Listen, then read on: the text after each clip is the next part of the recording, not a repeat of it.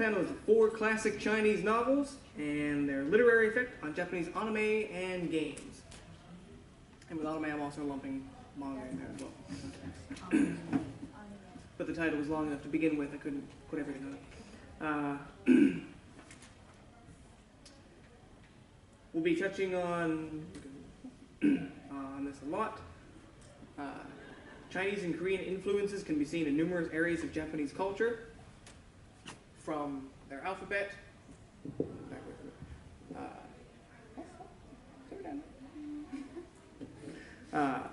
kanji is basically Chinese characters and then they're just pronounced differently. Manyogana is a type of kana. Kana is basically Japanese whenever they didn't have a kanji for it, so it's usually in a phonetic sense. It's a different type of writing for them. Also got food, wet rice cultivation, and tea came over from China and Korea. Poetry, waka poetry is Japanese poetry. That's where we get, we go through everything through all the way to the haiku. The haiku evolved from earlier forms of waka. Kanchi is just like waka, however, kanchi literally means, in Japanese, Chinese poetry. Waka means Japanese poetry. In the olden days, Japanese people were referred to as wa. Kanchi is Han-shi in Chinese because it was the poetry of the Han people. Shi means poetry.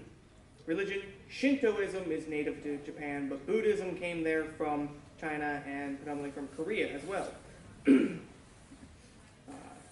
Japanese developed a lot of their forms of warfare from China. The tsurugi sword, the precursor to the katana, was based off of a Chinese jian sword. They got their architecture from there, gabled roofs, pagodas. The dry gardens, the sand gardens and rock gardens, famous in Japanese Zen, originally came from Chinese estates in the earlier periods. Funerary applications, haniwa and mound tombs. Mound tombs were predominant in ancient China and also in ancient into medieval Korea, and those came to Japan. Now eventually Japan got rid of their mound tombs and started the Buddhist idea of cremation, so we don't have as many mound tombs. And all the way to their entertainment music. Gakkou performances, Gagaku. From Gakkou and Gagaku, we wind up with No, which eventually becomes Bunraku and Kabuki in the later stages, but it all developed from the original entertainment music they took from China. The first one there you see is Songyue Temple in China. It was built in 523. Beside it is Yumi Pagoda in 636, and the Lingzhou Pagoda in 1045. So these are the original pagodas from China and Korea that you see in the earlier periods. This is a Chinese jian sword. Here are Chinese characters. That's Gong Jie Wei. Similar aspects. In Japan, you would find the Horyuji Pagoda. As you can see, 6 or 7. It's built just less than 100 years after the Songyue Temple. The Japanese basically usually made longer gables on their roofings. Ichijoji Pagoda in 1171. Similar, it's another pagoda style. And finally the Toji Pagoda built in 1644. That is at least its modern version, built in the Edo period. There was a pagoda standing there before that, but the Toji Pagoda is largely regarded as the largest wooden structure in the world. That's a Japanese tsurugi. You can see how similar it was to the jian, although that's a modern replica of it. Most of the Japanese tsurugis that are around, that are traditional tsurugis, are not well maintained and don't take good pictures. And what was Gang Jie Wei in Japanese becomes Tekko. Even though the con doesn't call itself that anymore. So the 4 classic Chinese novels, the ones that we're going to talk about. The first is Songwo Yanyi, or Romance of the Three Kingdoms. It's written by Lo Guanchang. Second is Ji Yu Ji, Journey to the West, written by Wu Cheng'an. Third, Shui Hu Chuan, Water Margin, written by Shi Nai. Those are the 4 Chinese novels. Yeah. So there is a 4th one. It's the odd man out in the group. It's the Hong Lo Mei, Dream of the Red Chamber. It was written by Zhao Chueqin and the Gao A. Now it's the odd man out because 1, it was written 200 to 400 years after the other 3 were. It's a semi-autobiographical account of Zhao Xueqin's life during the rise and fall of the Qin dynasty. It's basically how his house prospers during the Qing and how it falls apart during the Qing. The first 80 chapters were written by Zhao Xueqin, but Gao A wrote 40 additional chapters after taking over the novel, possibly after Zhao Xueqin's death. It's not totally sure when Gao A added them on. It is notoriously difficult to translate because it's written in a very poetic sense. Anybody who knows Dante's Inferno, it's written in quatrains? It's been too long since I've read it. I believe it's written in quatrains. That makes it hard to translate properly because he wrote it in Italian, I believe. So Italian quatrains, you translate that into English or such, might not necessarily be the same tone, so it loses its poetic sense.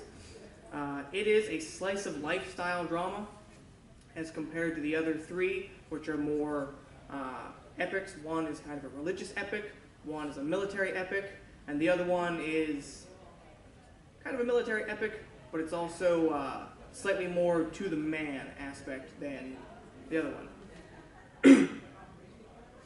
So the first one, my personal favorite, is Romance of the 3 Kingdoms. Written by Lo Guanchong in the between 1315 and 1400. That was Lo Guanchong's lifespan. It details the final years of the Han Dynasty from the year 180, just before the Yellow Turban Rebellion or the Yellow Scarf Rebellion, to 280 when the Kingdom of Jin takes over and creates a new dynasty. It has a large cast of main and incidental characters.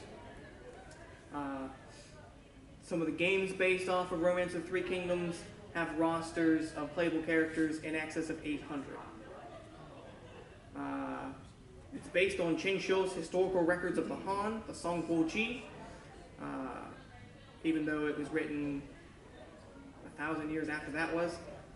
It's largely regarded as 70% fact, 30% fiction.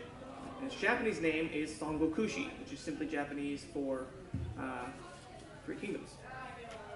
See a lot of influences from it. Ikitosen, if you've ever watched that anime, all of the characters are basically reincarnations of the people from Romance of 3 Kingdoms. SD Gundam Sangokuden. All of the Gundam suits are based off of warriors and generals from the 3 Kingdoms. Yokoyama Mitsuteru's Sangokushi, very popular in the 70s and 80s, very popular manga. Several anime were based off of it, a lot of games were based off of it. But Yokoyama Mitsuteru, her stylized version of it. We also have Koihime Muso, in which case it's vaguely a retelling of Romance of 3 Kingdoms, but if every character was a woman, it originally developed as, I don't know if it was a visual novel, but I think it was a visual novel, but a porn game. And then they made a slightly legit anime out of it. If I call it legit. There's a lot of fan service in the episodes that I've seen. One that's become popular in the past couple of years, since they made an anime for it, is Sultan Koro. It is, I believe it started out as a Korean manhwa, but don't quote me on that. It is a very hardcore, stylistic view of Romance of 3 Kingdoms. As far as games go, the oldest we've got, alongside Yokoyama Mitsuteru's Sangokushi games, are the games based off of the manga Tenchi wo Kurao.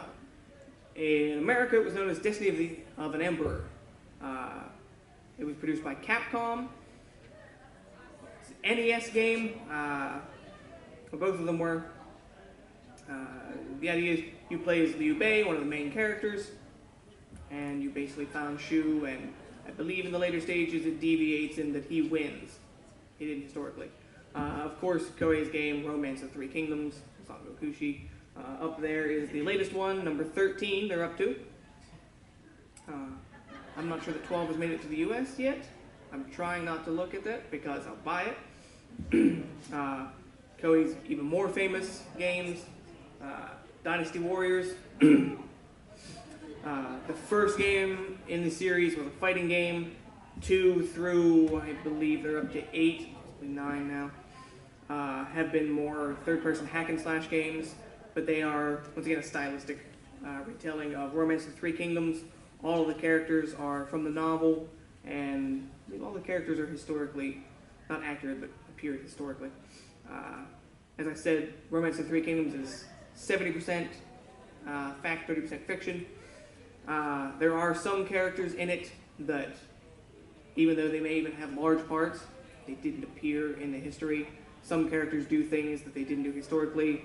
If you play Dynasty Warriors, you may have seen Sishui Gate, where Guan Yu defeats Hua Zhang, undefeatable warrior. Actually, it was another character entirely, Sun Jian, who defeated Hua Zhang. Didn't defeat him in a duel either, he defeated him in battle and trampled him to death.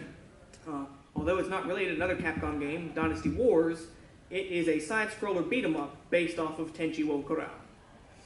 And a great fighting game back in the day, Songo Fighter. Super Fighter Team has actually gotten the rights to it and has re-released it online for free. It can be a little wonky at times, but it's not a bad game if you're looking for old school fighting game.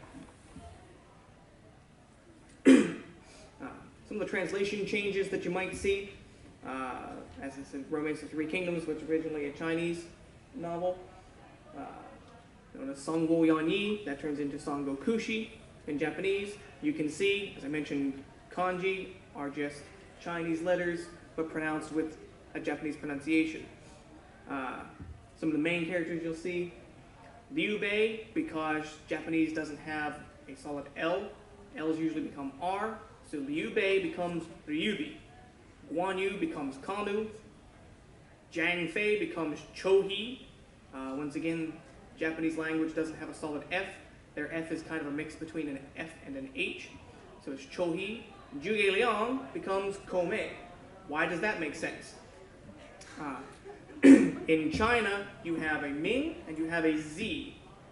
Your Ming name is kind of your common name, and your Z name is your courtesy name. This would be a stylistic name that you either chose yourself upon adulthood, or perhaps an important teacher or an important person in your life would give you this name. For instance, Liu Bei's style name is Zhuande. Guan Yu's was originally Shao Chang, and he changed it to Yong Chang whenever he became a criminal and fled from the law. Zhang Fei's was Yide. Well, Zhuge Liang's is Kong Ming. Because of his position and renown as a great strategist, he's often known as his style name, Kong Ming, more than his regular name, Zhuge Liang. Or you even see Zhuge Kong Ming. So in Japanese, they adopted Komei, which is simply the Japanese pronunciation of Kong Ming. One of the other factions, Cao Cao becomes So-So, or if you played Dynasty Warriors in the old days, Cao Cao. I think it was Dynasty Warriors 6. They finally pronounced his name right. Xiaohu Dun, or if you played Kessen 2, Jiahu Dun. Sorry, it was Jiahu Huan that was in it, and his son Jiahu Ba. I'm not actually sure that Xiaohu Ba was Xiaohu Huan's son, but Xiaohu Dun becomes Kakutun. Xiaohu Huan becomes Kaku-en, and Sima Yi becomes Shiba Yi. And then we get to the really fun one, the Sun family. Sun Jian is Son Ken Sr. Sun Se, his eldest son, is Sun Saku. And Sun Chuan, his younger son, is Sun Ken Jr. The reason for that is because Sun Jian founded what became the Wu dynasty. Sun Ce took over upon his death, but he only ruled for a few years. And then Sun Quan ruled until he was 80 years old and died of natural causes. Sun Jian died in battle, Sun Ce died of disease.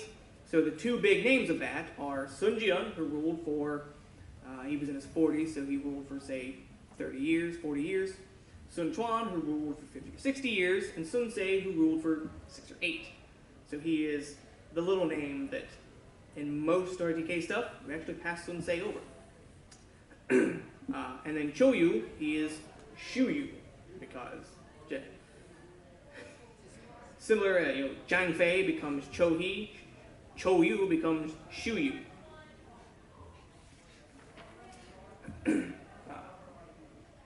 Water Margin, also called Outlaws of the Marsh, is written by Shi Nai, or maybe it was written by Lo Guanzhong as well. At the time, they didn't hold the authors as strict as like we would now. It was written, the government, looked it over, censored it, and said, okay, release it. Shi Nai may have been the censor. Shi Nai may have been the man of the day, and the government said, okay, we'll give Shi credit. Lo Guanzhong, not gonna worry about. He's got his own novel. Lo Guanzhong, Shi Nai may have written it, and later on the government said, we'll give Lo Guanzhong credit because he's already written a great novel. It's set in the Song dynasty during Emperor Huizong's reign. It opens with the gathering of the 108 outlaws of the Yangshan mountain marshes, each, their stories, and them coming together in the Yangshan mountains and founding, their outlaw band, with the attempt to fight against Gao Qiu, who is the corrupt regent, kind of controlling Emperor Huizong. And then eventually they actually get an imperial edict to oust Gao Qiu behind his back. The story eventually closes, spoilers, with their amnesty after they kind of they actually at one point capture Gao Qiu, and just to prove how evil he is, he's like, alright, if you release me, I'll give you amnesty. They release him, and the first thing he does is say, get a new army and defeat him. They beat that army too, but eventually they weaken Gao Qiu to the point where Emperor Huizong can kind of reclaim the empire, and he offers them amnesty. But the idea is, because they are essentially rebels, even though they're granted amnesty, they're still a bunch of bandits. They still pose a threat. So they said, alright, part of your amnesty, you have to go protect us from the barbarians. You are the greatest heroes we've got. You've got to protect China. So they go, they fight the barbarians in the north, Mongolians in the west, what would now be Tibet. And the last, the final section of the story is basically them being whittled down to nothing. The last few who survive retire. In Japanese, it's known as suikoden. You'll see influences of it in, of course, Akaboshi Ibun Suikoden, name right there. Magnus's I Briganti. It's an Italian comic with a lot of influences from Suikoden. A few of the characters in it resemble characters from Suikoden. It's got a storyline involving it. If anyone's watched Outlaw Star, one of the big pirate bands is the 108 Stars, named so for the 108 outlaws, also referred to as the 108 Stars, or the 108 Holy Warriors of Suikoden. Giant Robo, all of the experts of justice are named for different Suikoden characters, and they have similar either themes or ideologies based on those characters. If anybody's played the BioWare game Jade Empire, one of the characters that you can recruit, Black Whirlwind. It's actually named after one of the characters from Suikoden, the Huey, the Black Whirlwind. Of course, the Konami series, Suikoden, the 108 stars of that, all named after Suikoden characters. Once again, a Koei game, because they love stealing from this stuff. Bandit Kings of Ancient China. It is their game version of the novel, just like their game version of RTK. And this one I have not had the opportunity to play. I just love the title art. It's Outlaws of the Lost Dynasty. Title art is a guy wrestling a tiger with his bare hands. That character is Wu Song. That's an from his chapter. He's traveling, he's known as the Pilgrim. He travels a lot. So he's traveling through this area. He's not been there before. He's got to pass a dangerous ridge. And he stops at Three Dish Inn. And he says, why is it called 3 Dish Inn? And the guy who owns it says, our alcohol here is so strong, you drink 3 dishes and you can't walk anymore. He says, all right, give me one. So he drinks 1, 2, 3. I believe he drinks 15. And he says, all right, I'm feeling a little bit tipsy. I guess it's time to leave. And the guy's like, oh, no, you're too drunk. And there's a tiger out there. Tiger attacking anyone who tries to cross the ridge. Wusong figures, you just want me to pay the extra to stay at your inn. No, I might be a little bit tipsy, but I'm not dumb. So he goes out, traveling, hits the ridge, and gets attacked by a tiger. He's drunk. All he's got is a pilgrim staff. He thwacks the tiger in the head with it and shatters his staff and says, well, guess gotta do this with my bare hands. He wrestles the tiger and beats it in the face until it dies with his bare hands. He's not even the main character of the book. He is one of the top 8, I believe. Some of the translation changes you'll find from Shui Hu Chuan into Sui Koden. As you can see, very similar characters. They do have a little bit different character at the end. But as we mentioned, the Pilgrim Wu Song, you'll see it a lot that they take because they all have a main name and they also all have a nickname in Outlaws of the Marsh. Wu Songs is the Pilgrim. And you may even find translation versions where they don't refer to them by their actual name. They refer to them by, like, Wu Song isn't called Wu Song at any point. He's called Pilgrim. But he's Gyoja Busho. Wu can be turned into Bu in Japanese, and Song becomes Sho. So he is Busho, and he is the Gyoja, the Pilgrim. 9-tattooed dragon Shijin becomes Human-Ryu, 9-tattooed dragon Shishi. The Great Blade Guan Shen becomes Daito Quansho, Great Blade Guan Shen. Saw earlier Guan Yu became Kanu. Quansho, Quan is just a different way to translate Guan instead of Khan. Black Whirlwind Li Kui, Kokusenpo Riki. I said, not a solid L. And my favorite character, Lin Chong, the leopard-headed, Kyoshito Rinchu. Lin Chong, as I said, he's my favorite. He's, a good warrior, good captain, and Gao Qiu's nephew, who is to be Gao Qiu's heir, falls in love with Lin Chong's beautiful wife. So Gao Qiu says, well, all we gotta do is kill Lin Chong off and you can marry his wife. So he sends Lin Chong on a dangerous mission, figuring he's gonna fail. Comes back successful, gets more esteem. Says, okay. So he sends Lin Chong out and decides, well, if you just rape his wife, she'll have to marry you. So Gao Qiu's nephew goes and says, well, I want to marry you. And she says, I'm already married. He's like, well, I'm just going to take you for my own anyway. And Lin Chong comes home a little earlier than expected. Chases Gao Qiu's nephew out. Well, now, Gao Qiu says, hey, you threatened my nephew. That's treason. I'm going to arrest you. So he has him arrested and sends him into exile. Tells the guards escorting him, murder him on the way there. Well, Lin Chong's traveling. They get almost to the halfway point where he's supposed to get murdered. And here, an old college buddy shows up.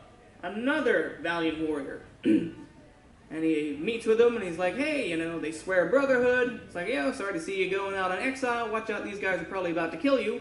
But I'll travel with you so they can't. He makes it safely to exile. And his sworn brother goes off and does his thing. So Gao Qiu decides, send his nephew after the wife again. She refuses to marry while Lin Chong is alive. So he sends another execution party there. Burn the farm that we've exiled him to and kill him. So they catch the place on fire. Lin Chong runs out of the burning building and kills them all. Now by this time, Gao Qiu's nephew says, nah, I like that rape idea. So he rapes Lin Chong's wife. And Lin Chong decides, I'm going to join these outlaws of the marsh for the chance to get back at you and rescue my wife. And he does. Eventually defeat Gao Qiu. He is one of the guys that survive and get his amnesty, and he's one of the top 8 along with Wu Song.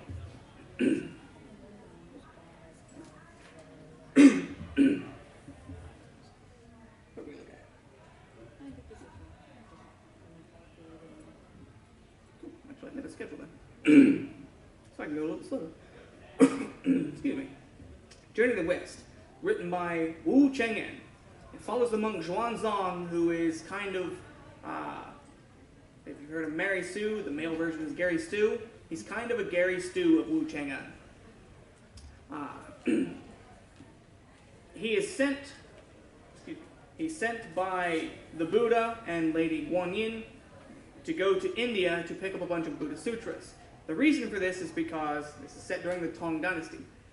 The Chinese idea for Buddhism was, it's too important to write down. They said, these are the holy words of the Buddha, can't be written down, because somebody might value the words more than the idea. It's similar to, in Islam, you can't portray Muhammad, because you don't want the false idolism of portraying the picture, you should value the man. They had that several centuries ago in Christianity, the iconoclasm, where a lot of artwork was destroyed in the Byzantium Empire, in Russia, because the Orthodoxy believed in iconoclasm, don't value the picture more than the message.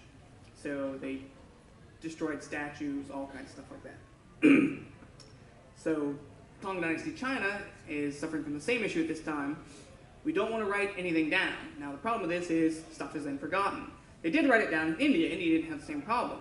So Xuanzang is sent to India to recover a bunch of holy texts, bring them back to China so that the monks there can study them and can teach them. It introduced the supernatural characters Sun Wukong, Qiu Bajie, and Sha Wujing, among others.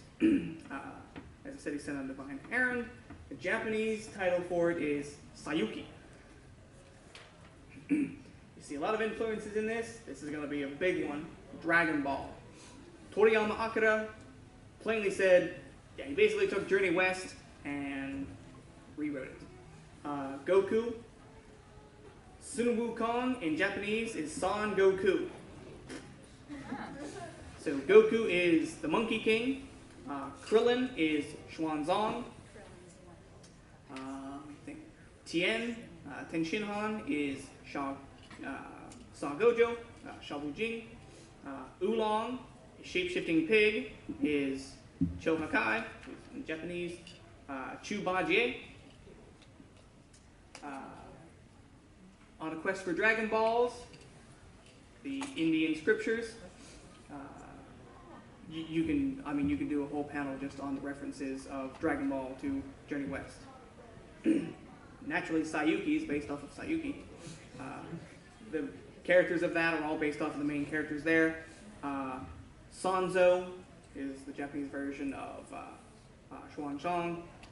Gojo, Goku, Hakai. Read or Die. The movie version, at least, has Sanzo as a character using Goku's extendable staff, the Nyoibo, his Nimbus cloud, which he can ride, and they also regard Cho Hakai's fire, because he's able to breathe fire. So that's one of the major villains in the movie, and he's based off of, well, literally taken, if you've seen it, you understand, literally taken from the novel, because in that movie, the enemy has the ability to take fictional characters and make them real. I also have The Forbidden Kingdom.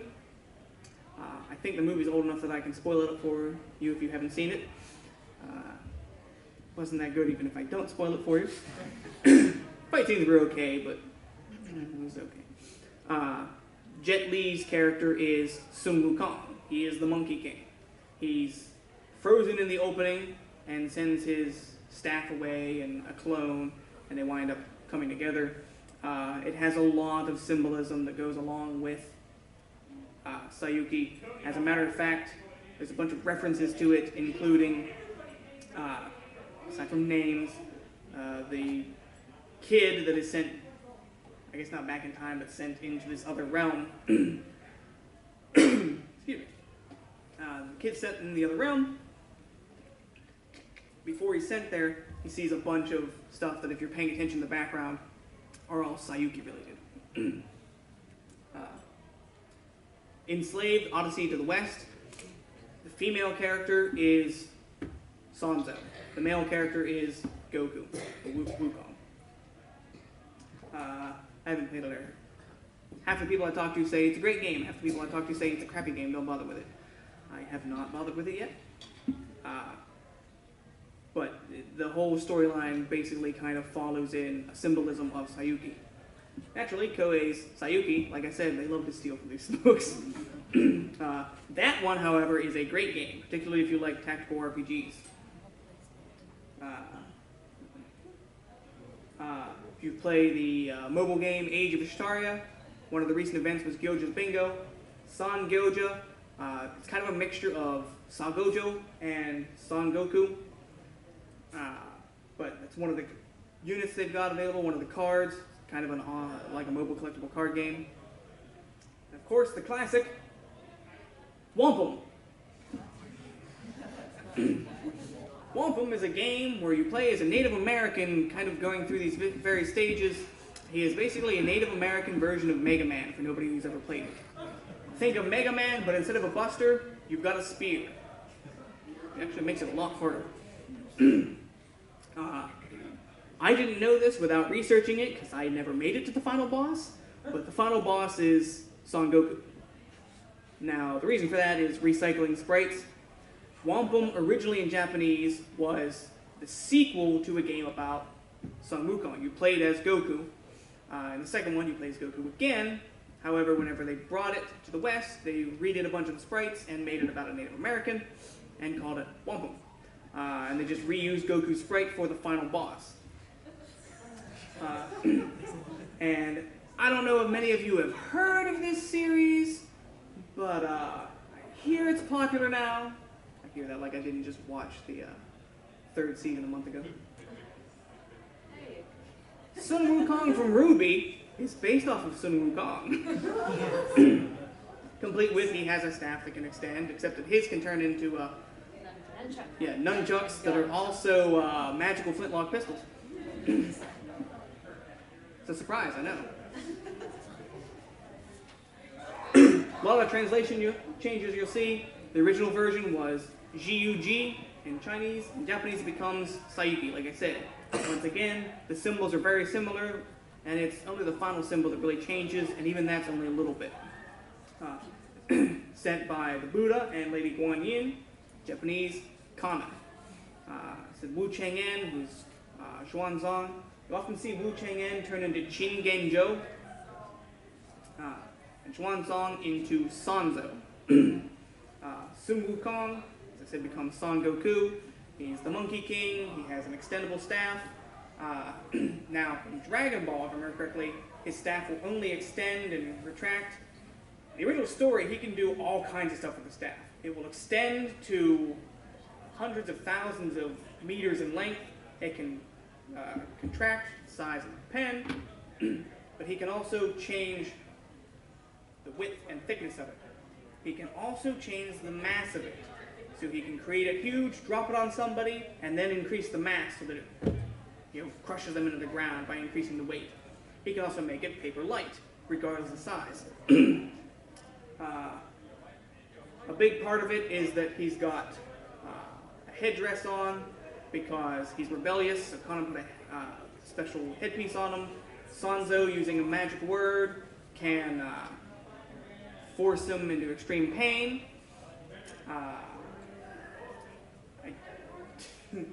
Oddly enough, I didn't think of this until after I'd already prepared the PowerPoint, so I didn't put the picture on there. But anybody ever watched Inuyasha? Her ability to drop him. It's a symbolism. That's it, sit boy. That's a symbolism of Sanzo and Goku. Similarly, Sanzo is a Buddhist monk. She is a Shinto shrine maiden in training, essentially. And, well, he's a dog instead of a monkey king, but a dog prince, no less.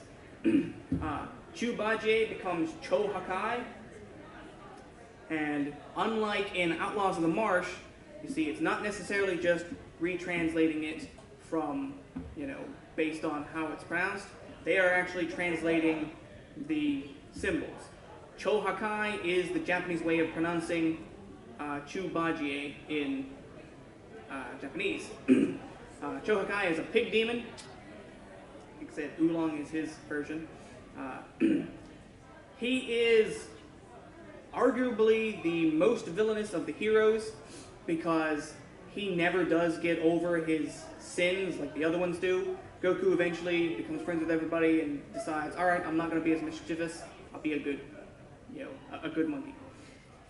Chohakai continues to be, he's lustful, he's greedy. So at the end, he is given, once they get back to China with everything, and Buddha says, all right, you're all welcome back into heaven. Sanzo is made a bodhisattva like Kanen.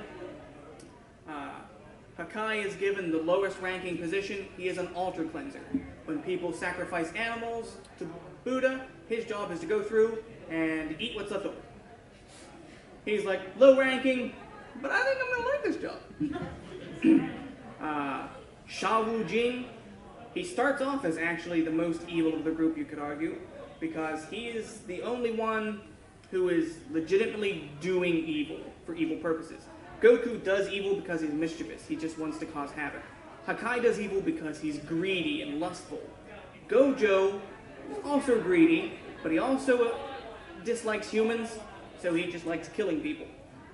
He is a water spirit, often called Sand Demon, or Sandy in some translations. Goku is often called Monkey in old translations. Hakai is called Pigsy, or Pig.